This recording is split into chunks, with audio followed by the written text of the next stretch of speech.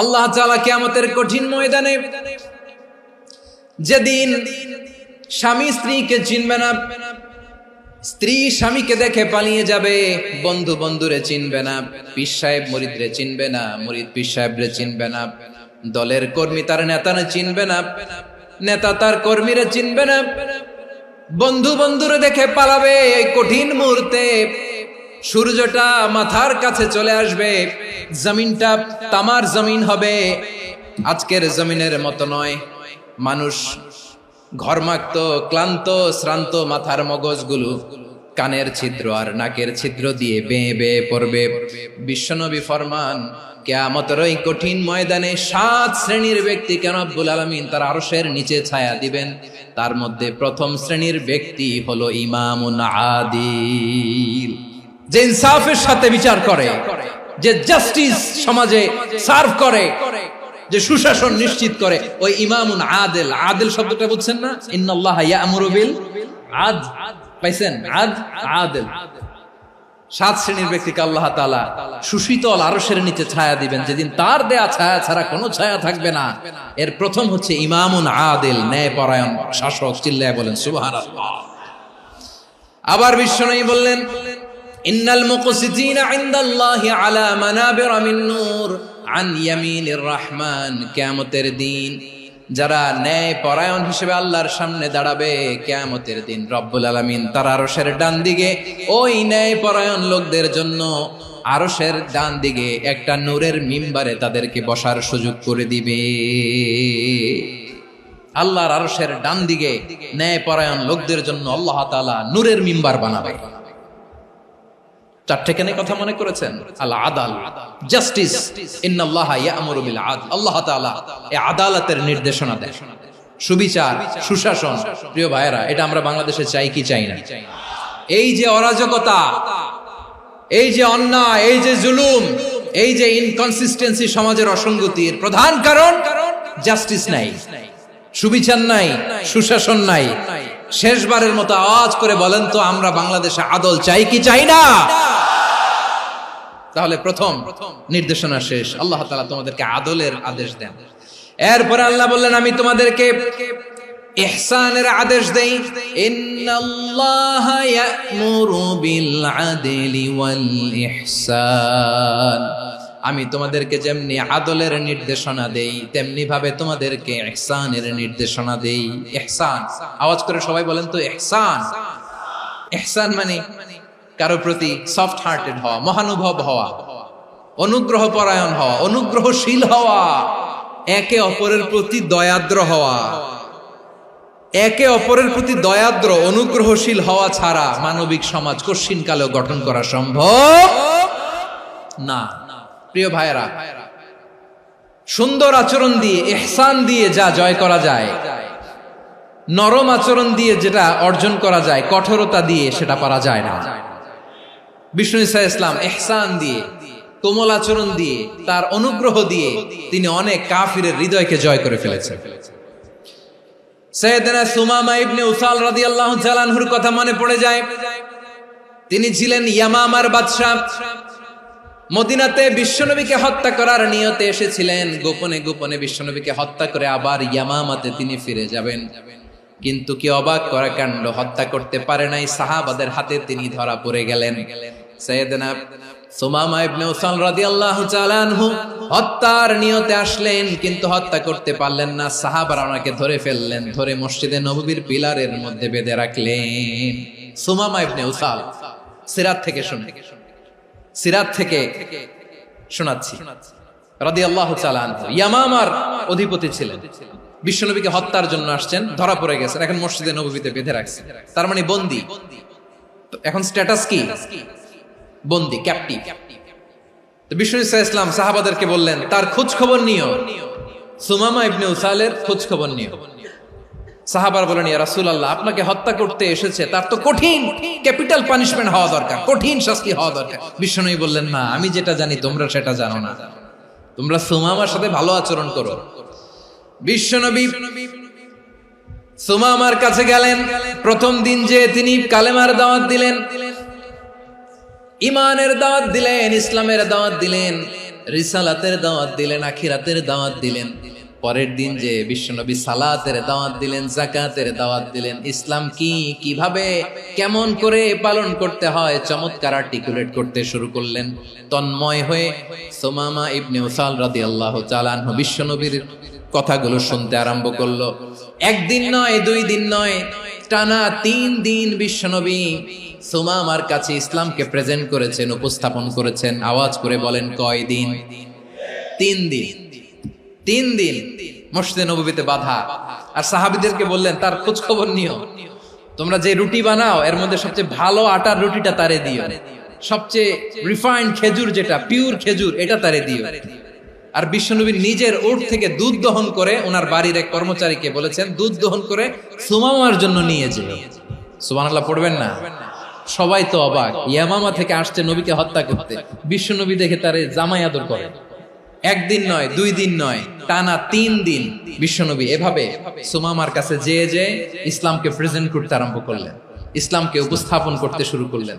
আর তাকে চমৎকার এন্টারটেইনমেন্ট, আপ্যায়ন দিতে আরম্ভ করলেন। টানা 3 দিন যখন ইসলামের দ্য বিউটিজ অফ ইসলাম, ইসলামের সুমহান বাণী, সৌন্দর্য তার কাছে উপস্থাপন শেষ, তাকে আপ্যায়ন শেষ, বিশ্বনবী বললেন সাহাবাদেরকে, যাও এবার সুমামার হাতের পায়ের রশি দুটো খুলে দাও। সাহাবারা তর্ক জুড়ে দিলেন, লা ইয়া রাসূলুল্লাহ, এমনটা করবেন না, তো ভয়ঙ্কর ভয়ঙ্কর খুনি, কি জানি কি হয়ে যায়। বিশ্বনবী বললেন, না, তার হাতে পায়ের রশিগুলো খুলে দাও। সাহাবারা বিশ্বনবীর কথা মতো তার হাতে পায়ের রশিগুলো খুলে দিল। সুমামা মুহূর্তের মধ্যে মসজিদে নববী থেকে বের হয়, ইয়ামামায় ফিরে না যে মসজিদে নববীর পাশে একটা খেজুর বাগান ছিল, সেখানে চলে গেলেন। সেখানে একটা ছোট্ট কুয়া ছিল, কুয়ার পানি দিয়ে তিনি গোসল করলেন। সুবহানাল্লাহ পড়েন। কুয়ার পানি দিয়ে গোসল করে মসজিদে নববীর সামনে এসে বিশ্বনবী এবং সাহাবাদের সামনে দাঁড়িয়ে সাব্বাবা উঁচু করে বললেন, আশহাদু আল্লা ইলাহা ইল্লাল্লাহ ওয়া আশহাদু আন্না মুহাম্মাদান আবদুহু ওয়া রাসূলুহু। আমি সাক্ষ্য দিচ্ছি আল্লাহ ছাড়া কোনো ইলাহ নাই, আর মুহাম্মদ আল্লাহ তাআলার প্রেরিত বান্দা এবং রাসূল। প্রিয় ভাইয়েরা, ইহসান দিয়ে যা জয় করা যায়, কঠোরতা দিয়ে সেটা কঠিনকালেও জয় করা যায় না। আওয়াজ করে বলেন, ঠিক কি না?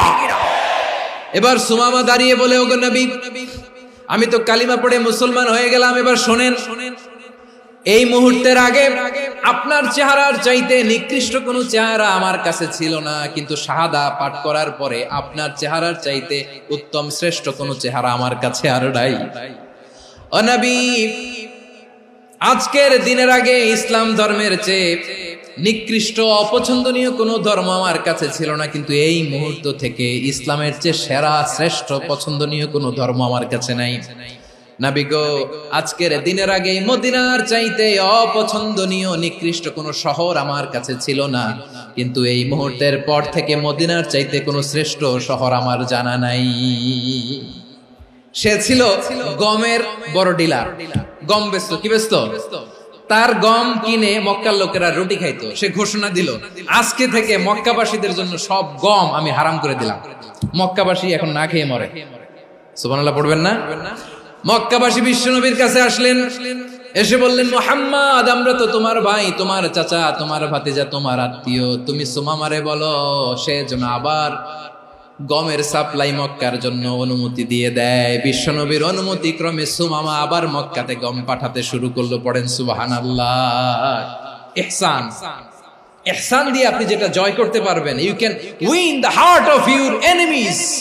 ইহসান দিয়ে আপনি আপনার শত্রুর হৃদয়কে জয় করতে পারবেন। এজন্য আল্লাহ বললেন, ওয়া আনফিকু ফি সাবিলিল্লাহি ওয়া লা তুলকু বিআইদিকুম ইলাত তাহলুকা ওয়া আহসিনু ইন্নাল্লাহা ইউহিব্বুল মুহসিনিন। তোমরা আল্লাহর রাস্তায় দান করবে আর নিজেরা নিজেদেরকে ধ্বংসের হাতে ঠেলে দিও না। তোমরা একে অপরের প্রতি ইহসান করবে, কারণ ইহসানকারীদেরকে আল্লাহ বড় ভালোবাসেন। সুবহানাল্লাহ পড়েন।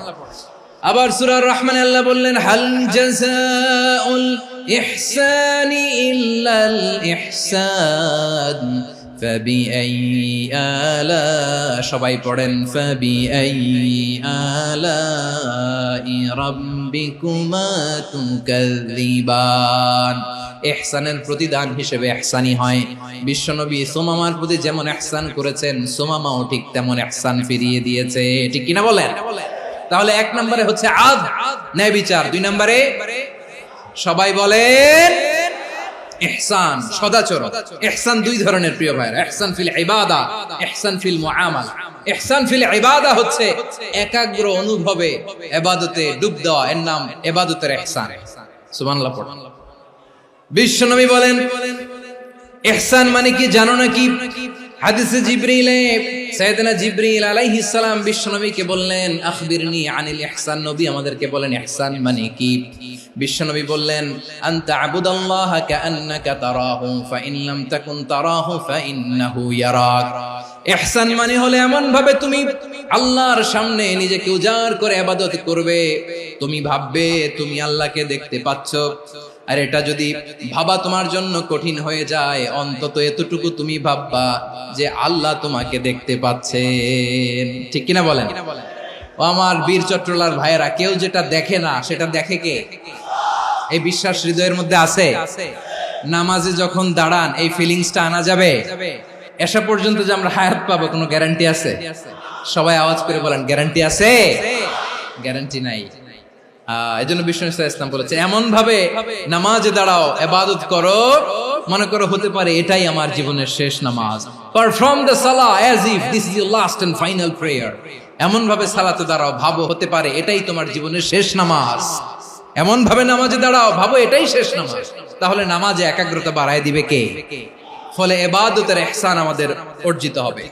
আর মুআমালাতে ইহসান হলো, বিশ্বনবী বলেন ইন্নাল্লাহা তাবারাকা ওয়া তাআলা কাতাবাল ইহসানা আলা কুল্লি শাই ফাইযা কাতালতুম ফাআহসিনুল কিতলা ওয়া ইযা যাবাহতুম ফাআহসিনুয যাবহা ওয়ালিয়ুহিদ্দা আহাদুকুম শাফরাতাহু ওয়ালিয়ুরিহ যাবিহাতাহু। ইহসান দুই ধরনের, আওয়াজ করে বলতে হবে কয় ধরনের?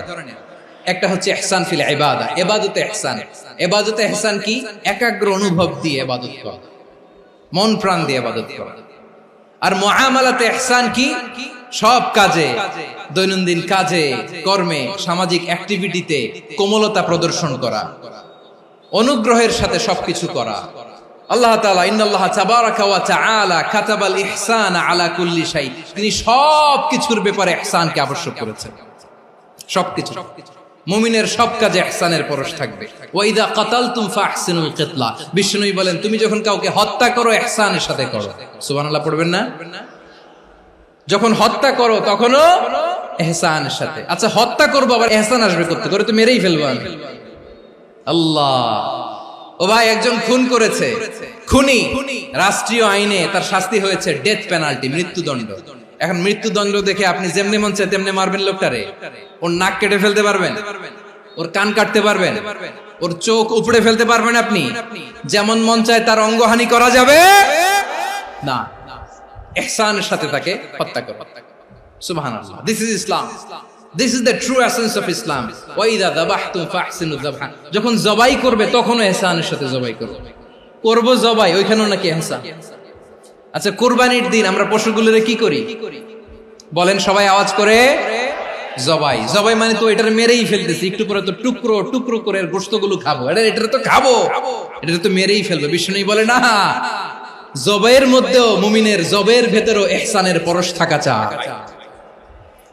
যখন জবাই করবে প্রাণীটাকে হাত পা টাইট করে বেঁধে নাও, ছুরিটাকে শার্পেন করে নাও, ধারালো করে নাও, যাতে অল্প সময়ে জবাইটা হয়ে যায়, প্রাণীটা যাতে কম কষ্ট পায়। সুবহানাল্লাহ পড়ে। দিস ইজ কল্ড ইহসান। আল্লাহ তাআলা যেমনি আদলের আদেশ করেছেন, ন্যায় বিচার, জাস্টিস এনশিওর করতে বলেছেন, সমাজে ইহসানের ব্যবহার, ইহসানের অনুশীলন তিনি করতে বলেছেন। এজন্য মুমিনের প্রতিটি কাজে, আমার চট্টগ্রামের ভাইয়েরা আমার দিকে তাকান, খেয়াল করে শুনুন, মুমিন জীবনের প্রতিটি কাজে ইহসানের পরশ থাকা চাই। আমরা যেন আমাদের পরিবারের প্রতি ইহসান করি, আমরা যেন আমাদের কর্মচারীদের প্রতি ইহসান করি, আমরা যেন আমাদের কলিগদের প্রতি ইহসান করি, আমরা যেন আমাদের ভাইদের প্রতি ইহসান করি। মুমিন জীবনের প্রতি কাজে ইহসানের পরশ থাকার দরকার আছে না নাই? কথা বুঝতে পেরেছেন?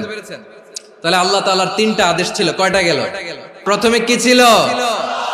আদল। 2 নম্বরে, 3 নম্বরে রব্বুল আলামিন বললেন ওয়া ইতাইদিল কুরবা, নিকটাত্মীয়দেরকে দান করো। নিকট আত্মীয়দেরকে দাও, যারা তোমাদের ব্লাড কানেকশনের আত্মীয় তাদেরকে তোমরা দাও।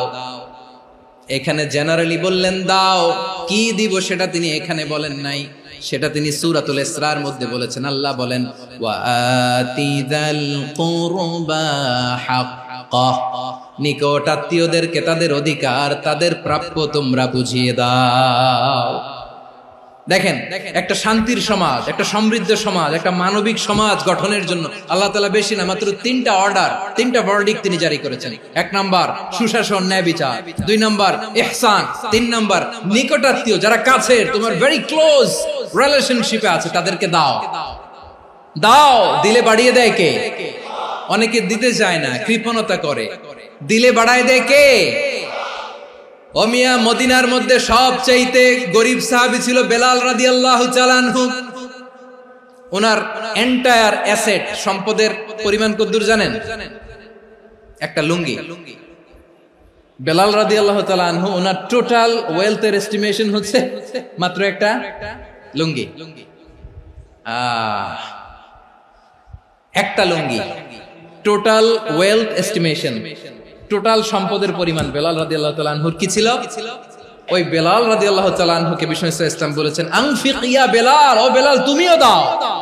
ওয়ালা তাখশা মিন যিল আরশি ইখলালা, আরশের অধিপতির তো কোনো ঘাটতি নাই, তুমি দিলে ওই আল্লাহ তোমারে বাড়ায় দিবে। এজন্য আমার প্রিয় ভাইয়েরা, দিলে কমে না, দিলে বাড়ে। অনেকে ধরে রাখে, নতুন কিছু নিতে পারে না, হাত দিয়ে যেটা ধরে রেখেছেন এটা দিয়ে দেন, বড় একটা ধরার সুযোগ পাবেন। জোরে বলেন ঠিক কিনা? রব্বুল আলামিন বললেন 3 নাম্বার আদেশ হলো তোমাদের প্রতি সমাজটারে কেমন করে মানবিক সমাজ, সুন্দর সমাজ গড়বা। 3 নাম্বার আদেশ হলো ওয়া আতিদাল কুরবা হাক্কা, নিকটাত্মীয়দেরকে তাদের প্রাপ্য বুঝিয়ে দাও। এই নিকটাত্মীয়দেরকে তাদের অধিকার বুঝিয়ে দেওয়া, প্রাপ্য বুঝিয়ে দেওয়াতে আমাদের গাফলতি আছে না নাই? অনেকে দেখবেন অনেক আল্লাহওয়ালা, তাহাজ্জুদ গুজার, সেজদা দিতে দিতে কপালে কালো দাগ ফেলে দিছে, সে তার বোনের হকটা আদায় করে নাই, আছে না নাই? অনেক বড় হাজী সাহেব, বিশাল লম্বা দাড়ি, ছেলেরে সব দিয়ে দিছে, মেয়েরে কিছু দেয় নাই, মেয়ের হক আদায় করে নাই, আছে না নাই? এই হাজী সাহেবেরা, এই আল্লাহওয়ালারা কিয়ামতের ময়দানে আটকে যাবে। আপনি অন্যের অধিকার নষ্ট করেছেন, তাদের রাইটস কে ভায়োলেট করেছেন। এজন্য আল্লাহ তাআলা বলেন, কারো অধিকার যদি কেউ নষ্ট করে, ওই সমাজটা মানবিক সমাজ কঠিনকালেও হতে পারে না। এজন্য 3 নম্বর আল্লাহ বললেন ওয়া ইতাইদিল কুরবা, নিকটাত্মীয়দেরকে দাও। কি দিবা? তাদের অধিকার দিয়ে দাও। বোনের অধিকার বুঝিয়ে দাও, মেয়ের অধিকার বুঝিয়ে দাও, ফুফুর অধিকার বুঝিয়ে দাও। দেখবেন অনেক মায়েরা ছেলের পাতে মুরগির রান দেয়, মেয়ের পাতে দেয় মুরগির ঠ্যাং। তো মেয়ের কি মুরগির রান খেতে মনে যায় না? মনে যায় না? এমনটা করা যাবে না। নিকটাত্মীয়দেরকে অধিকার দিয়ে দাও, নিকটাত্মীয়ের সাথে সুসম্পর্ক রাখো। আদেশটা কার? এজন্য প্রিয় ভাইয়েরা, জীবনে যদি বারাকা অর্জন করতে চান, নিকটাত্মীয়দের সাথে সুসম্পর্ক রাখতে হবে, তাদের জন্য উপহার পাঠাতে হবে। বিশ্বনবী বলেন লা ইয়াদখুলুল জান্নাতা কাতে, যে ব্যক্তি আত্মীয়তার সম্পর্ককে ছিন্ন করে দেয়, সে কঠিন কালেও আল্লাহর জান্নাতে ঢুকবে না। আপনি কি এটারে সহজ হাদিস মনে করছেন? এটা সহজ কথা? আপনি ভাবছেন আপনার নামাজ আপনারে বাঁচাতে পারবে, আপনার রোজা বাঁচাতে পারবে, আপনার তাহাজ্জুদ আপনারে বাঁচাতে পারবে? অধিকার নষ্ট করলে কিছুই আপনারে বাঁচাতে পারবে না। এজন্য নিকট আত্মীয়দেরকে দিতে হবে বেশি বেশি। বিশ্বনবী বলেন ইন্না সাদাকাতা আলাল মিসকিনি সাদাকা ওয়া আলা যির রাহিমি ইসনাতান সাদাকাতুন ওয়া সিলা। মিসকিন রে দান করলে শুধু দানের সওয়াব হয়, নিকট আত্মীয়কে দান করলে 2টার সওয়াব হয়, সাদাকার সওয়াব হয়, আবার আত্মীয়তার বন্ধন অটুট রাখার সওয়াব হয়ে যায়। আবার বিশ্বনবী বললেন মান সাররাহু আইয়ুবসাতা লাহু ফি রিজকিহি ওয়া ইনসালাহু ফি আসারিহি ফালইয়াসিল রাহিমা। যে ব্যক্তি তার রিজিকের প্রশস্ততা চায় আর হায়াতে বরকত চায়, সে যেন তার আত্মীয়ের সাথে সুসম্পর্ক রাখে। আমার প্রিয় চট্টলার ভাইয়েরা, আমাদের রিজিক বাড়ুক, এটা আমরা চাই কি চাই না? সবাই চান? হ্যাঁ, আমাদের রিজিকে প্রশস্ততা আসুক, চাই কি চাই না? আমাদের হায়াতে বরকত আসুক, আমরা চাই কি চাই না? এই দুইটা যদি চান তাহলে নিকটাত্মীয়দের সাথে সুসম্পর্ক রাখবেন। পারবেন? তাহলে সমাজটারে মানবিক সমাজ বানায় দিবে কে? তিনটা আদেশ চলে গেল। 1 নম্বরে কি ছিল? 2 নম্বরে, 3 নম্বরে নিকটাত্মীয়দেরকে দান। আল্লাহ তাআলা তিনটা জিনিসের যেমনি আদেশ করেছেন, অনুরূপ ভাবে তিনটা বিষয় তিনি বারণ করেছেন, নিষেধ করেছেন, ওগুলোর কাছেও যাওয়া যাবে। রাব্বুল আলামিন বলেন, ওয়ায়ানহা আনিল ফাহশাই ওয়াল মুনকারি ওয়াল বাগি। আমি যেমনি তিনটি বিষয়ে আদেশ করলাম, অনুরূপ ভাবে তিনটি বিষয়ে বারণ করলাম, নিষেধ করলাম। আমার 1 নাম্বার নিষেধাজ্ঞা হলো অশ্লীলতার প্রতি। ফাহশা, ওয়ায়ানহা আনিল ফাহশা, আল্লাহ তাআলা অশ্লীলতাকে নিষেধ করেছেন। কোন জিনিসকে? সবাই বলুন, কোন জিনিসকে? যত ধরনের, যত টাইপের, যত ক্যাটাগরির অশ্লীলতা হতে পারে সব অশ্লীলতাকে হারাম করেছেন কে? ফাহশা মানে কি? কথায়, কাজে, আচরণে, কমেন্ট, ফেসবুকের কমেন্টসে যত ধরনের নোংরামো আছে, যত ধরনের অশ্লীলতা আছে, এটাকে আরবিতে বলে ফাহশা। রাব্বুল আলামিন বলেন, কুল ইন্নামা حرم ربي الفواحش ما ظهر منها وما بطن।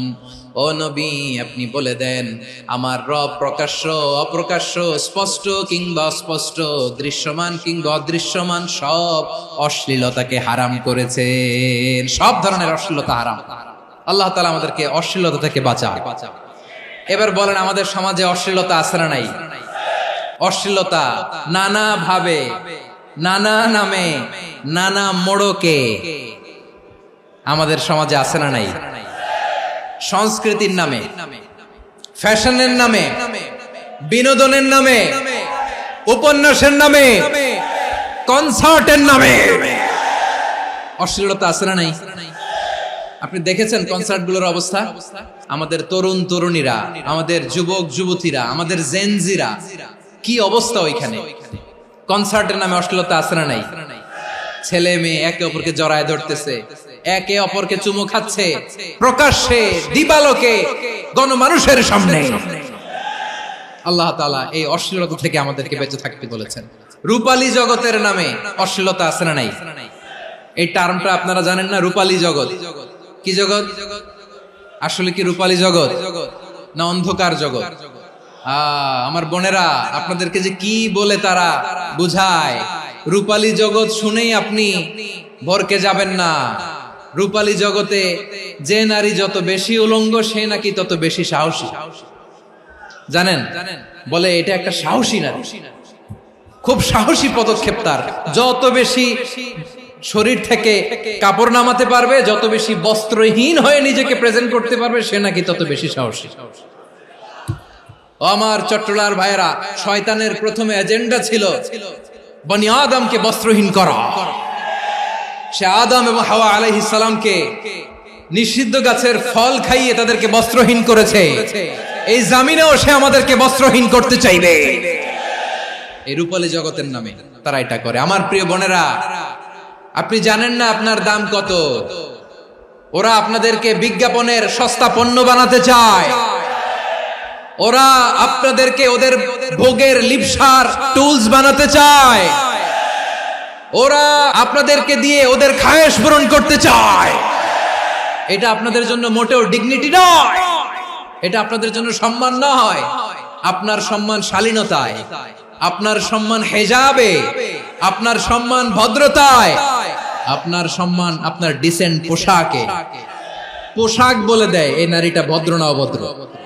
পোশাক বলে দেয় এই মেয়েটা কোন ঘরের মেয়ে। আপনি জানেন না, আপনার সস্তা পণ্য বানায়, ভোগের পণ্য, বিলবোর্ডে আপনাকে উলঙ্গ করে উপস্থাপন করে। এই অশ্লীলতার সাথে ইসলামের কোন সম্পর্ক। এজন্য আল্লাহ বলেন, আমি অশ্লীলতাকে হারাম করেছি। অশ্লীলতাকে হারাম করার প্রথম কারণ হলো এর মাধ্যমে মানবতাকে অপমানিত করা হয়। কারণ মানুষের সম্মান মানুষের পোশাকে। মানুষ যখন পোশাকহীন হয়ে যায়, বস্ত্রহীন হয়ে যায়, তার সম্মান কমে যায়। ঠিক কিনা? অশ্লীলতাকে হারাম করার প্রথম কারণ হচ্ছে মানুষ মানুষকে অপমান করে। একটা নারী, সে তো সম্মানিত, নারী যে কত সম্মানিত নারীর এটা বুঝেই নাই। বিশ্বনবী বলেন আদ-দুনিয়া কুল্লুহা মাতা ওয়া খায়রু মাতা'আদ দুনিয়া আল মারআতুস সালিহা। আমার বোনেরা, 5টা প্যান্ডেলে আপনারা এলইডিতে আমার আলোচনা শুনছেন, আমি জানি। আপনাদের এই গর্ভ যে কত দামি আপনি জানেন না। আপনার পেট থেকেই আসবে আগামী দিনের সালাহুদ্দিন আল আইয়ুবী, আপনার পেট থেকেই আসবে অনাগত দিনের ইমাম মাহদী আল মুনতাযর, আপনার পেট থেকেই আসবে অনাগত দিনের ফয়সাল, ওয়াসিম, মুগ্ধ, আবু সাইদের মতো বীর যোদ্ধা। আমার প্রিয় বোনেরা, আমার প্রিয় বোনেরা, বিশ্বনবীর কথার ওজন খেয়াল করেন। আদ-দুনিয়া কুল্লুহা মাতা ওয়া খায়রু মাতা'আদ দুনিয়া আল মারআতুস সালিহা। দুনিয়ার সবকিছুই অ্যাসেট, এর মধ্যে সবচেয়ে দামি অ্যাসেট নেককার নারী। আপনার গর্ভ যে কত দামি আপনি জানেন না। নিজের সময়টাকে কাজে লাগান, কোরআন পড়েন, সুন্নাহ পড়েন। আপনার অনেক দায়িত্ব ঘরে। You are the MD of your family. একটা family it's a very big institution. পরিবার একটা অনেক বড় প্রতিষ্ঠান, and you are the MD of your institution. আপনি এই পরিবারের MD, managing director of your family. এখানে আপনার কত দায়িত্ব। আপনি ছেলে মেয়েদেরকে তারবিয়া করবেন, আপনি আপনার স্বামীর জন্য ঘরটারে জান্নাতের নীর বানাবেন, আপনার জন্য জান্নাতের ডুপ্লেক্স বাড়ি ওইখানে তৈরি করে রাখবে কে? আপনি যে কত দামি আপনি জানেন না। নারীদেরকে আল্লাহ বানিয়েছেন উচ্চতর করে, নিম্নতর নয়। নারীদেরকে ছোট্ট জিনিস দিলে এটারে বড় করে দেয়। নারীদেরকে ভ্রূণ দিলে, শুক্রাণু দিলে নারী এটারে বাচ্চা হিসেবে উপহার দেয়, ঠিক কিনা? বিয়ের মাধ্যমে স্বামী যখন তার শুক্রাণু তার স্ত্রীকে উপহার দেয়, স্ত্রী রিটার্নে কি উপহার দেয়? ফুল ফর্ম বেবি, মানব সন্তান। দেখছেন, আপনি দিলেন একটুকুনি, দিছে বিশাল। আপনি যদি নারীকে বাজার এনে দেন, নারী এটাকে সুস্বাদু খাবারে রূপান্তর করে দেয়। আপনি তাকে একটা মুচকি হাসি দিয়ে দেন, সে তার কলিজা দিয়ে দেয়। কিন্তু যদি আপনি তার মনে কষ্ট দেন, সে আপনার জীবনকে জাহান্নাম বানায়া দেয়। নারীর মন বুঝতে পারলে নেয়ামত, বুঝতে না পারলে কিয়ামত। আমার প্রিয় বোনেরা, আপনি যে কত দামি আপনি জানেন না। অনেক দামি আপনি। আপনাদেরকে যেন ভোগের সস্তা পণ্য বানাতে না পারে, আপনাদেরকে সচেতন থাকতে হবে। তাহলে কেন আল্লাহ তাআলা এই ফাহশা অশ্লীলতাকে হারাম করলেন? 1 নাম্বার, এতে হিউম্যান ডিগনিটি কমে। 2 নাম্বার, এতে মানুষের অধিকার নষ্ট হয়। আপনি বিয়ে করেছেন, এরে পরকিয়া করেন, ওর সাথে এরকম আছে না নাই? স্ত্রীর অধিকার নষ্ট করেছেন। আপনি বিবাহ সম্পর্কে আবদ্ধ হয়েছেন তার সাথে, আপনি পরকিয়া করেন ওই ছেলের সাথে, আপনি আপনার হাজবেন্ডের সাথে বিট্রে করেছেন। এজন্য আল্লাহ অশ্লীলতাকে হারাম করেছেন। অশ্লীলতাকে হারাম করার আরেকটা কারণ হচ্ছে আল্লাহ তাআলা এই হিউম্যান জেনারেশনকে এটাকে প্রিজার্ভ করতে চায়। হিফজুন নাসল, এটা মাকাসিদুশ শরিয়ার অনেক গুরুত্বপূর্ণ একটা মাকাসিদ, অনেক গুরুত্বপূর্ণ। আপনার নাসল, আপনার জেনারেশনকে সংরক্ষণ করা। এই যে আসতেছে ফেব্রুয়ারি, কত ফেব্রুয়ারি জানো? এটা কি বিশ্ব ভালোবাসা দিবস? হ্যাঁ, কি দিবস? এই বিশ্ব ভালোবাসা দিবসের সাথে মুসলমানদের কোনো সম্পর্ক নাই। আমার প্রিয় ভাইরা, এই যে আপনি অবৈধ সম্পর্কে জড়ালেন, কেন আল্লাহ অশ্লীলতাকে হারাম করেছে দেখেন। বলতেছিলাম যে এটা আপনার নাসল, আপনার জেনারেশন, আপনার লিনিয়েজ, আপনার বংশকে প্রিজার্ভ করা। কে কার বাবা, কে কার মা, বাবা মা জানা, প্রজন্মকে প্রিজার্ভ করা, এটা ইসলাম ওয়াজিব করে দিয়েছে। এই যে অবৈধ সম্পর্কের কারণে, বিশ্ব বেহায়া দিবসের কারণে, এগুলোর আউটকাম, আউটপুট হিসেবে মাঝে মাঝে এই ঢাকা মেডিকেলের ডাস্টবিনে নবজাতকের বাচ্চার কান্নার আওয়াজ শুনতে পাওয়া যায়। চট্টগ্রাম মেডিকেলের ডাস্টবিনে নবজাতকের কান্না শুনতে পাওয়া যায়। বীর চট্টলার মুসলমানেরা বুঝতে পারলে আওয়াজ করে বলেন, এই যে চট্টগ্রাম মেডিকেলে যে নবজাতকটা পাওয়া গেল, ওর বাবাকে আমাকে বলেন, ওর মাকে, ও কোন ফ্যামিলির সন্তান কেউ জানে? আপনি হিউম্যান ডিগনিটিকে অপমান করেছেন না? আপনি তার ভবিষ্যৎকে অন্ধকার করেছেন না?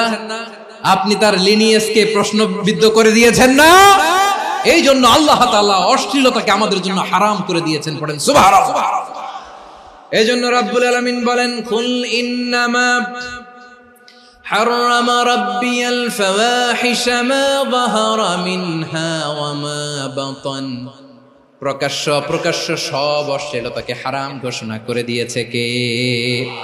আবার দুনিয়ার বুকে যারা অশ্লীলতার প্রসার করে তাদের জন্য শাস্তি মজুদ রেখেছে কে?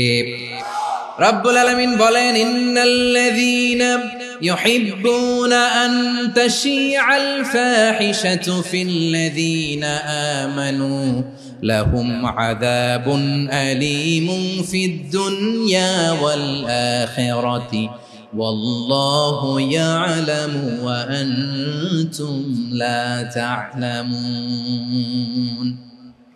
নিশ্চয়ই যারা বিশ্বাসীদের মাঝে অশ্লীলতার প্রচার প্রসার করতে চায় তাদের জন্য আমি মর্মন্তুদ শাস্তি প্রস্তুত করে রেখেছি, দুনিয়াতেও রেখেছি, আখিরাতেও রেখেছি। ঘোষণাটা কার? যারাই নাটকের নামে, সিনেমার নামে, রূপালী জগতের নামে, মুভির নামে, ওটিটি প্ল্যাটফর্মের নামে আমার সমাজে অশ্লীলতা ছড়াতে চায় তাদের জন্য কঠিন মর্মন্তুদ শাস্তি মজুদ রেখে দিয়েছে কে? ও আমার বোনেরা, এখনো আপনি জাগবেন না? এখনো আপনার চিন্তার দুয়ারে এখনো নাড়া পড়ে নাই? ওরা আপনাকে উলঙ্গ বানাতে চায়, ওরা আপনাকে আইটেম গার্ল বানাতে চায়। এজন্য ইসলাম অশ্লীলতাকে হারাম করেছে। হারাম। ইসলাম বলেছে যোজন যোজন দূরে থাকো, ওরা বলে না কাছে আসো, কাছে আসার গল্প, ক্লোজ আপ ওয়ান, কাছে আসার গল্প আছে না নাই? তাহলে অশ্লীলতার সাথে আমাদের কোনো সম্পর্ক? সবাই বলতে পারেননি, আওয়াজ করে বলুন, অশ্লীলতার সাথে আমাদের কোনো সম্পর্ক? আমরা এই সমস্ত ক্লোজ আপ ওয়ান, কাছে আসার গল্পের প্রোগ্রামে যাব? আমরা কোন ধরনের অশ্লীল কন্টেন্ট সোশ্যাল মিডিয়ায়, টিভিতে দেখব? কি যুগ যে আমরা কাটাচ্ছি আপনি কল্পনা করতে পারবেন না। পর্ন ইন্ডাস্ট্রি, নারী পুরুষের বস্ত্রহীন যুগল দৃশ্য, এটাকে দিয়ে ওরা কোটি ডলারের ইন্ডাস্ট্রি বানিয়েছে। পুরো মানব ইতিহাসে এরকম জঘন্য সময় মানব ইতিহাস পার করে না। পর্ন এটা ইন্ডাস্ট্রি হয়ে গেছে। আমাদের এই যুবকগুলো, জেনজিগুলো, ওদের চরিত্র বাঁচাবে কি করে? কেমন করে হেফাজত করবে ওদের এই মূল্যবান চরিত্র? আমার প্রিয় ভাইরা, এই অশ্লীলতার দ্য লেটেস্ট ভার্সন হচ্ছে LGBTQ, শরীফ থেকে শরীফা। শুনছেন আপনারা? দেখতে পুরুষ, আসলেই পুরুষ, সুস্থ একজন পুরুষ, 4 সন্তানের বাবা, বলে আমি মনে মনে নারী। দেখতে নারী, সুস্থ নারী, আসলেই সে দিব্যি একজন নারী, বলে আমি মনে মনে পুরুষ। সবচেয়ে ভয়ঙ্কর অশ্লীলতার সবচাইতে লেটেস্ট ভার্সন হচ্ছে এই ট্রান্সজেন্ডারিজম। সুস্থ পুরুষ তার বায়োলজিক্যাল গ্রোথকে হরমোন দিয়ে স্টপ করে দিয়ে সে সার্জারি করে নারী হতে চায়, সুস্থ নারী পুরুষ হতে চায়। পুরুষ পুরুষের প্রতি সেক্সুয়ালি আকর্ষণ বোধ করে, এটা লূত আলাইহিস সালামের কওমের মধ্যে ছিল। এটাকে আল্লাহ কোরআনে ফাহিশা বলেছেন। ওয়ালুতান ইয قال لقومه أتأتون الفاحشة ما سبقكم بها من أحد من العالمين। লূত আলাইহিস সালাম বললেন, তোমরা কি এমন এক অশ্লীল কার্যক্রমে ডুব দিলে নাকি যেটা গোটা বিশ্বের কেউ কখনো করে নাই, তোমরাই প্রথম করেছো? পড়েন নাউযুবিল্লাহ। এই পশ্চিমের এই রোগ আমার দেশে যেন আসতে না পারে, আমাদের সজাগ থাকতে হবে। প্রিয় ভাইরা, চিল্লায় বলেন ঠিক কি না? পশ্চিমের অবস্থা ভয়ঙ্কর। পাশ্চাত্যে, আমি যুক্তরাষ্ট্রে ছিলাম অনেকদিন, কয়েক মাস, বিভিন্ন স্টেটে ঘুরেছি। গার্ডিয়ানরা উদ্বিগ্ন, ছেলে মেয়েদেরকে, ছোট্ট ছেলে মেয়ে, ওদেরকে জিজ্ঞেস করে, তুমি how do you feel right now inside yourself? তুমি ভিতরে ভিতরে কেমন ফিল করো? তোমার কি ছেলে ছেলে লাগে না মেয়ে মেয়ে লাগে? আচ্ছা বলেন, এই ছোট্ট বাচ্চাটাও কি এগুলো জেন্ডার অ্যাসাইনমেন্ট বলতে এগুলো কিছু বুঝে? এইভাবে মিসগাইড করা হচ্ছে। কৌতূহল বশত ছোট্ট ছেলে যদি বলে আমার তো মেয়ে মেয়ে লাগে, তখন বলে যে না তুমি মেয়ে, ছেলে না। মা বাবা বাধা দিলে ওকে আলাদা গভর্নমেন্ট হাউসে নিয়ে যায়। ভয়ঙ্করতম অবস্থা। আমরা একটা সময় শুনতাম যে হুজুর আমার ছেলেটা খুব ভালো, হাফেজে কোরআন, আল্লাহওয়ালা। হুজুর আমার ছেলে দাড়ি রাখছে, আল্লাহওয়ালা। হুজুর আমার ছেলে 5 ওয়াক্ত সালাত জামাতের সাথে পড়ে, তার মানে আল্লাহওয়ালা। পশ্চিমে যে আমি কি শুনছি জানেন? ওরা বলে হুজুর আমার ছেলেটা ইউনিভার্সিটির একটা মেয়ের সাথে প্রেম করে, ও খুব আল্লাহওয়ালা, হুজুর দোয়া করবেন। এর কারণ ওদের কাছে আল্লাহওয়ালার ক্রাইটেরিয়া হচ্ছে, হুজুর আমার ছেলেটা আরেক ছেলের পছন্দ করে নাই, আমার মেয়েটা আরেক মেয়েকে ভালোবাসে নাই, এজন্য আমার ছেলেটা আল্লাহওয়ালা, হুজুর ওর জন্য একটু দোয়া করে দিয়ে। কি চ্যালেঞ্জ ওরা ফেস করতেছে। ওনার ছেলে যে আরেক ছেলেরে বিয়ে করবে না, এটাতেই উনি খুশি যে আলহামদুলিল্লাহ আমার ছেলেটা একটা মেয়েরে ভালোবাসে, আমার মেয়েটা একটা ছেলেরে ভালোবাসে, মানে এটা খুব আল্লাহওয়ালা। নাউজুবিল্লাহ পড়তে পারলেন না? এজন্য অশ্লীলতার সাথে আমাদের কোনো সম্পর্ক। রাব্বুল আলামিন বলেন ওয়ায়ানহা আনিল ফাহশাই ওয়াল মুনকারি ওয়াল বাগি, তিনটা জিনিসকে আমি নিষিদ্ধ করলাম। এক নাম্বার হলো ফাহশা, অশ্লীলতা। দুই নম্বরে হলো মুনকার, সমস্ত মন্দ কাজ। মুনকার মানে হচ্ছে যত মন্দ কাজ, খারাপ কাজ, বাজে কাজ, এটার বলে মুনকার। এটার কি বলে? আপনারা পড়ছেন না, তা'মুরুনা বিল মা'রুফি ওয়া তানহাউনা আনিল মুনকার। সৎ কাজের আদেশ, অসৎ কাজের নিষেধ। মুনকার, মুনকার হচ্ছে মানুষের স্বাভাবিক বিবেকবোধ যেটাকে খারাপ বলে, ওইটাই মুনকার। পৃথিবীর সব আসমানি গ্রন্থ যেটাকে খারাপ বলেছে, মানুষের স্বাভাবিক বিবেকবোধ যেটাকে খারাপ বলেছে, এগুলো সব মুনকার। যেমন ইফতিজিং, এটা কি ভালো না খারাপ? মজুদদারি, খাদ্যে ভেজাল দেওয়া, ওজনে কম দেওয়া, মাছে ফরমালিন মিশানো, চাঁদাবাজি, টেন্ডারবাজি, দখলবাজি, এগুলো আমাদের স্বাভাবিক বিবেকেই বলে এগুলো খারাপ, এগুলো হচ্ছে মুনকার। আল্লাহ তাআলা এই মুনকার থেকে আমাদেরকে বেঁচে থাকতে বলেন, আর শয়তান এই মুনকারের প্রতি আমাদেরকে উদ্বুদ্ধ করে। আল্লাহ তাআলা বললেন, ইয়া আইয়ুহাল্লাযীনা আমানু লা তাত্তাবিউ খুতুওয়াতিশ শাইতান ওয়া মান ইয়াত্তাবি' খুতুওয়াতিশ শাইতানি ফাইন্নাহু ইয়া'মুরু বিল ফাহশাই ওয়াল মুনকার। আল্লাহ বললেন, আমার গোলামেরা শোনো শোনো, ও আমার বিশ্বাসী বান্দারা খবরদার, তোমরা কশিনকালেও শয়তানের পদাঙ্ক অনুসরণ করবে না, কারণ শয়তান তোমাদেরকে অশ্লীলতা এবং মন্দ কাজের দিকে উদ্বুদ্ধ করে। আমাদের কাজ হচ্ছে শয়তান আমাদেরকে যেদিকে নিতে চায় আমরা তার উল্টা দিকে যাব। শয়তান এই মন্দ কাজকে আমাদের কাছে বিউটিফাই করে, চাকচিক্যময় করে আমাদের সামনে উপস্থাপন করে। এজন্য আল্লাহ বলেন মুনকারকে থামাতে হবে, মুনকার প্রতিরোধ করতে হবে। মুনকার প্রতিরোধের দায়িত্ব শুধু আমাদের নাকি? শুধু আপনার খতিব সাহেবের, ইমাম সাহেবের, নাকি মুসলিম উম্মার সবার? আওয়াজ করে বলুন, মুনকার অসৎ কাজ প্রতিরোধের দায়িত্ব কার? রাব্বুল আলামিন বলেন, কুনতুম খায়রা উম্মাতিন উখরিজাত লিন-নাসি তা'মুরুনা বিল মা'রুফি ওয়া তানহাউনা আনিল মুনকার। তোমাদেরকে শ্রেষ্ঠ জাতি করে জমিনের মধ্যে আবির্ভূত করা হয়েছে, যাতে করে তোমরা জমিনের ভেতরে সৎ কাজের আদেশ করতে পারো আর অসৎ কাজের নিষেধ করতে পারো। উম্মাহ, কুনতুম খায়রা, তাহলে গোটা উম্মার দায়িত্ব, এটা বুঝতে পারছেন তো? আচ্ছা, আরো নিচে আসেন। এরপরে আল্লাহ বললেন, শুধু উম্মাহ না, এই জমিনের রাজত্ব আমি যাদের হাতে দেই, এই জমিনের মালিক আমি যাদেরকে বানিয়ে দেই, যাদেরকে আমি সরকারের দায়িত্ব দেই, তাদেরকেও মুনকার প্রতিরোধের দায়িত্ব দিয়েছে কে? আল্লাহ বলেন, যারা ক্ষমতার মসনদে বসেছে তাদেরকে 4 দফা কর্মসূচি আমি আল্লাহ দিলাম। আওয়াজ করে বলেন, কয় দফা? আল্লাহ বলেন, আল্লাযীনা ইম্মাক্কান্নাহুম ফিল আরদি আকামুস সালাতা ওয়া আতাউয যাকাতা ওয়া আমারু বিল মা'রুফি ওয়া নাহাউ আনিল মুনকার ওয়ালিল্লাহি আকিবাতুল উমুর। যারা এই জমিনের উত্তরাধিকার হয়েছে তারা 4 দফা কর্মসূচি নিয়ে সামনে আগাবা। সালাত কায়েম করবা, যাকাত আদায় করবা, সৎ কাজের আদেশ দিবা, অসৎ কাজ থেকে মুনকার প্রতিরোধ করবা। আদেশটা কার? আমার প্রিয় চট্টলার ভাইরা, পুরো উম্মার দায়িত্ব মুনকার প্রতিরোধ করা, সরকার প্রধানের দায়িত্ব মুনকার প্রতিরোধ করা। এরপর আল্লাহ বলেন, প্রতিটা ফ্যামিলির যিনি প্রধান, সিইও, বাবা, প্রত্যেক বাবারও দায়িত্ব এই মুনকার প্রতিরোধ করা। আওয়াজ করে বলেন ঠিক কি না? যেমনটি সাইয়েদনা লুকমান আলাইহিস সালাম ওনার কলিজার টুকরা সন্তানকে আদেশ করেছেন, ইয়া বুনাইয়া আকিমিস সালাতা ওয়া'মুর বিল মা'রুফি ওয়ানহা আনিল মুনকার। পড়েন সুবহানাল্লাহ। বাবা ছেলেকে সবক দিচ্ছে। লোকমান আলাইহিস সালাম ছেলেকে বলতেছে, ওরে আমার কলিজার টুকরা সন্তান, ওরে আমার বাছা, নামাজ কায়েম করবা, সৎ কাজের আদেশ দিবা, আর মুনকার প্রতিরোধ করবা, অসৎ কাজ, সমাজ থেকে খারাপ কাজকে ঝেঁটে বিদায় করে দিবা। তাহলে দেখেন আমি স্টেপ বাই স্টেপ নামলাম।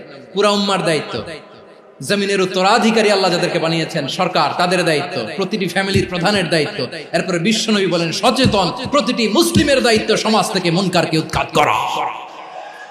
বিশ্বনবী বলেছেন, মান রাআ মিনকুম মুনকারান ফালিয়ুগাইয়িরহু বিয়াদিহি ফাইন লাম ইয়াসতাতি ফাবিলিসানিহি ওয়া ইন লাম ইয়াসতাতি ফাবিকলবিহি ওয়া যালিকা আযআফুল ঈমান। সমাজে যে মুনকার দেখবে, খারাপ কাজ দেখবে, সে যেন হাত দিয়ে সেটাকে থামায়। আমার প্রিয় ভাইরা, না থামালে আমরাই ডুববো শেষমেশ। আমাদের বাঁচার জন্য হইলেও থামাইতে হবে। রব্বুল আলামিন বলেন, ওয়াত্তাকু ফিতনাতাল লা তুসিবান্নাল্লাযীনা যালামু মিনকুম খাসসা। ও আমার গোলামেরা, ওই আযাবকে ভয় করো যে আযাব যখন আমি জমিনের বুকে পাঠাই, শুধু জালেমদেরকেই মারি না, আলেমদেরকেও মারি। আযাব যখন আসে তখন শুধু জালিমই মরে না, আলেমও মরে। জানেন, মুসা আলাইহিস সালামের পায়ে একবার লাল পিঁপড়া, তো উনি রেগে মেগে পাশি দেখে লাল পিঁপড়ার বাসা, পা দিয়ে ডলে মুছে সবগুলো পিঁপড়া মেরে ফেলছে। এই ঘটনাটা আল্লাহ ঘটিয়েছেন। এজন্য মুসা আলাইহিস সালাম ছিলেন কালিমুল্লাহ, সরাসরি আল্লাহর সাথে কথা বলতেন। তিনি আল্লাহকে জিজ্ঞেস করেছিলেন, আল্লাহ তুমি যখন কোন জনপদে আযাব পাঠাও, শাস্তি দাও, ওখানকার শুধু জালেমরাই তো মরে না, ভালো মানুষগুলাও মরে, তো আযাব দিবা মুশরিকদের উপর দিবা, অবাধ্যদের উপর দিবা, ভালো মানুষগুলোরে মারো কেন? আল্লাহ বললেন, মুসা তোমার যে কামড় দিছিল পায়ের মধ্যে পিঁপড়া, কয়টা পিঁপড়া? একটা পিঁপড়া, তো সবগুলারে মারলা কেন? রেগে মেগে পুরো পিঁপড়ার বাসা ভেঙে মেসাকার করলা কেন? আমি যখন অ্যাকশনে যাই, আমি যখন শাস্তি দেই, তখন এত বাস বিচার করা হয় না, বাস বিচার করা যায় না। যখন অ্যাকশনে যাওয়া হয়, ওইটা ডাইরেক্ট অ্যাকশন হয়ে যায়। চিল্লায় বলো ঠিক কি না? এজন্য আমাদের বাঁচার জন্য হলেও এই পাপ থামাতে হবে, এই শয়তানের অট্টহাসি থামাতে হবে, অন্যায় অপরাধ সমাজ থেকে আমাদের থামাতে হবে। কারণ আযাব আসলে ওরাও মরবে, আমরাও মরব। একটা জাহাজ 2 তলা, আপনি আছেন 2য় তলায়। নিচের তলার কিছু লোক জাহাজের তলা ছিদ্র করতে আরম্ভ করছে। কি ছিদ্র করতেছে? আচ্ছা, জাহাজের তলা ছিদ্র করলে তলা দিয়ে কি ঢুকে? এখন আপনি যদি বলেন আমার কি, আমি তো 2 তলায়, আমি তো ভালো আছি, ওরা ছিদ্র করে ওরা মরবে। আসলে কি শুধু ওরা মরবে? তলা দিয়ে যখন পানি ঢুকবে, জাহাজ ডুবলে আপনিও মরবেন। এজন্য নিজে মরার আগে ওই পাগলগুলোর নিচতলায় যে থামাতে হবে। চিল্লায় বলেন ঠিক কি না? এজন্য আল্লাহ বললেন, মুনকার প্রতিরোধের দায়িত্ব সমাজের টপ টু বটম সবার। এজন্য মুনকার প্রতিরোধ করার দরকার আছে না নাই? সমাজে এই যে ইফটিজিং হয়, আপনার বোনের বয়সী একটা মেয়েকে কিছু বখাটে টিটকারি করে, এই বলে সেই বলে, নোংরা কথা বলে, রাস্তায় দেখেও আপনি পাশ দিয়ে না দেখার মতো চলে যান কেন? আপনি দাঁড়ান না কেন? আপনি দাঁড়ালেই তো থেমে যাবে, কারণ সত্যের যে শক্তি, তার সামনে মিথ্যা মুখ থুবড়ে পড়ে। আপনার সামনে ও কিছুই না, নাথিং। আপনি দাঁড়ান, ওকে প্রশ্ন করেন যে আমার বোনকে তুমি ডিস্টার্ব করো কেন? আপনাকে দেখে আরো 5 জন দাঁড়াবে, 5 জনকে দেখে আরো 10 জন দাঁড়াবে। আমাদের নীরবতা আর আমাদের নিশ্চুপ থাকাই জালিমদেরকে আরো শক্তিশালী জালিম বানিয়েছে। এজন্য মুনকার প্রতিরোধের দায়িত্ব আমাদের সবার। টেন্ডারবাজি, চাঁদাবাজি, দুর্নীতি, অপরাধ, দখলদারিত্ব, মজুদদারি, এগুলো সবকিছু একসাথে প্রতিরোধ করতে হবে। ঠিক কিনা বলেন? একটা মানবিক সমাজ যদি চাই, প্রতিরোধ করতে হবে। প্রিয় ভাইয়েরা, আল্লাহর শপথ নিয়ে বলি, এই নাসিহাত গুলো সবার জন্য, সব দলের জন্য, সব মতের মানুষের জন্য। আমরা কোনো দলের প্রতি মানুষকে ডাকি না, আমরা ডাকি ইসলামের দিকে। সব দলের, সব মতের, সব মানুষদেরকে আমরা আহ্বান জানাই, আসুন আমরা একটা সুন্দর সমাজ বিনির্মাণ করি। এই যে নতুন বাংলাদেশের এক সুযোগ এসেছে, আর জীবনে হয়তো আসবে না, সামনের 100 বছর এই সময় আসবে না। আসুন দেশটাকে আমরা সাজাই, আসুন আমরা দুর্নীতি বন্ধ করি, আসুন আমরা চাঁদাবাজি বন্ধ করি, আসুন আমরা দখলদারিত্ব বন্ধ করি, আসুন আমরা এক দল আরেক দলকে নিশ্চিহ্ন করার যে রাজনীতি, এটা বন্ধ করি। সব দলের প্রতি আমার আহ্বান, আমরা চাঁদাবাজ মুক্ত বাংলাদেশ চাই, জুলুম মুক্ত বাংলাদেশ চাই, ফ্যাসিজম মুক্ত বাংলাদেশ চাই, গুণ খুন খারাপি মুক্ত বাংলাদেশ চাই, আমরা নতুন ভোরের বাংলাদেশ চাই। ওই বাংলাদেশ পাওয়ার জন্য মুনকার প্রতিরোধে, অন্যায় প্রতিরোধে যদি বাঘের বাচ্চার মতো, আবু সাইদের মতো দুই হাত উঁচু করে বুককে টান টান করে প্রসারিত করে দাঁড়াতে হয়, রাজি আছো মুসলমান?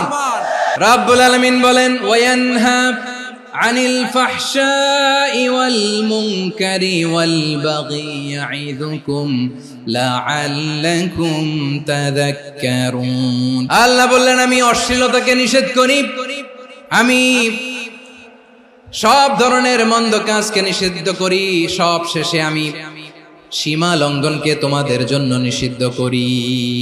নিষিদ্ধ করেছেন কয়টা জিনিস? 1 নম্বরে অশ্লীলতা, 2 নম্বরে মুনকার তথা সব মন্দ কাজ, 3 নম্বরে আল বাগি সীমা লঙ্ঘন, ক্রসিং দ্য লিমিট। সীমা লঙ্ঘন করা ভালো না। We all should know our limits. চিল্লায় বলেন ঠিক কিনা?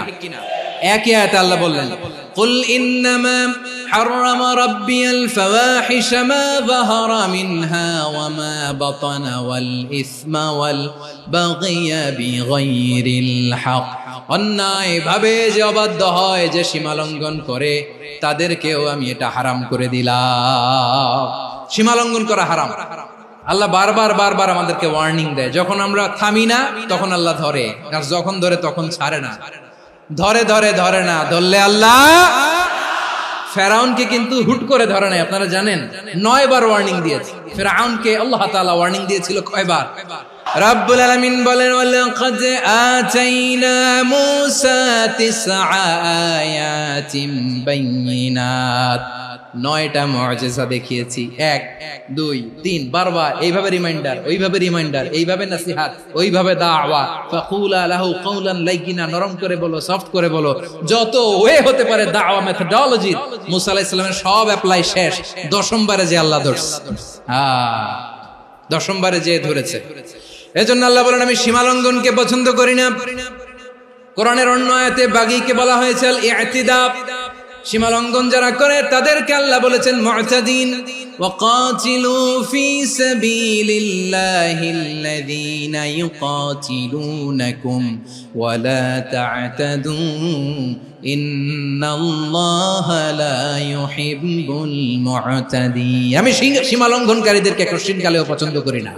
আমরা যেন সীমা লঙ্ঘন না করি, রাজি আছেন তো? যে কোনো ক্ষেত্রে ইবাদতে যেন সীমা লঙ্ঘন না করি। অনেকে আমরা ইবাদতে সীমা লঙ্ঘন করে ফেলি। বিশ্বনবী সাল্লাল্লাহু আলাইহি ওয়াসাল্লাম যেটা শিখিয়েছেন, এর বাইরে যে অতিরিক্ত বুজুর্গ হতে চায়, এরকম আছে না নাই? কোন ক্ষেত্রেই সীমা লঙ্ঘন করা যাবে, এমনকি যুদ্ধ ক্ষেত্রেও না। বিশ্বনবী সাল্লাল্লাহু আলাইহি ওয়াসাল্লাম বলেন, খবরদার যুদ্ধ ক্ষেত্রেও সীমা লঙ্ঘন করো না। কি সুন্দর ইসলাম আমরা পেয়েছি। বিশ্বনবী বলেন, খবরদার যুদ্ধের ময়দানে কোনো নারীর গায়ে হাত তোলো না, কোনো শিশুর গায়ে হাত তোলো না, কোনো গবাদি পশু হত্যা করো না, কোনো শস্য ক্ষেত্র ধ্বংস করো না, ইবাদতরত অন্য ধর্মের কোনো সন্ন্যাসীর গায়ে হাত তোলো না। বলেন সুবহানাল্লাহ। তাহলে আমরা সীমা লঙ্ঘন করতে পারবো। প্রিয় ভাইরা, একটা সুখী, সমৃদ্ধ, শান্তির সমাজ, মানবিক সমাজ যদি আমরা গঠন করতে চাই, আমাদের আল্লাহর দেয়া কয়টা আদেশ মানতে হবে বলেন দেখি? আর বেঁচে থাকতে হবে কয়টা জিনিস থেকে? আল্লাহর আদেশ কি? 1 নাম্বার আদাল, ন্যায়পরায়ণতা। আমরা সুবিচার, সুশাসন, ন্যায় বিচার চাই কি চাই না? 2 নম্বরে কি ছিল? মাশাআল্লাহ, আমরা যেন সবার প্রতি দয়া পরবশ হই, ইহসান করি। 3 নম্বরে কি ছিল?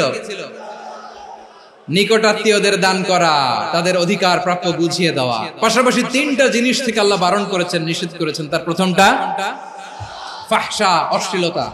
অশ্লীলতার সাথে আমাদের কোনো সম্পর্ক। 2 নম্বর নিষেধাজ্ঞা কি ছিল? আল মুনকার, সমাজের যত মন্দ কাজ, এগুলোকে আমরা প্রতিরোধ করব। রাজি আছেন তো সবাই? 3 নম্বরে আল বাগী, সীমালঙ্ঘন। কোন মুসলিম সীমালঙ্ঘন করে না। রাব্বুল আলামিন শেষে বললেন, ইয়াইদুকুম লাআল্লাকুম তাযাক্কারুন। আল্লাহ তোমাদেরকে উপদেশ দেন যাতে তোমরা শিক্ষা গ্রহণ করো। আমরা উপদেশ দেব, আমরা জোর করে কাউরে কিছু মানাতে চাই না। লা ইকরাহা ফিদ্দিন ওয়াযাক্কির ফাইন্না যিকরা তানফাউল মুমিনিন। উপদেশ দিলে এটা মুমিনদের কাজে দেয়। লাস্তা আলাইহিম বিমুসাইতির ইন্নামা আনতা মুযাক্কির। নবী হে, আপনি রিমাইন্ডার দাতা, আপনি উপদেশ দিবেন। আমরাও বিশ্বনবীর এই হাদিসগুলো থেকে, কোরআনের আয়াত থেকে রিমাইন্ডার, এই কথামালা বাণী বাহক হিসেবে এই বাণীগুলো আপনাদের সাথে কাছে পৌঁছে দিলাম। আমরা আল্লাহ তাআলার কাছে প্রার্থনা করি, আল্লাহ আমরা যেন আদল দিয়ে আমাদের সমাজকে গঠন করতে পারি। আল্লাহ আমরা যেন ইহসান করতে পারি, আমরা যেন নিকটাত্মীয়দের দান করতে পারি। আল্লাহ যত ধরনের অশ্লীলতা, অনাচার, মন্দ কাজ, সীমালঙ্ঘন, অবাধ্যতা থেকে যেন আমরা বেঁচে থাকতে পারি। আল্লাহ তাআলা আমাদের সবাইকে কথাগুলো বোঝার ও আমল করার তৌফিক দান করুক। হাযা মা ইনদি ওয়াল ইলমু ইনদাল্লাহ আলাইহি তাওয়াক্কালতু ওয়া ইলাইহি উনীব। সুবহানাকাল্লাহুম্মা বিহামদিকা আশহাদু আল্লা ইলাহা ইল্লা আনতা আস্তাগফিরুকা ওয়া আতুবু ইলাইক।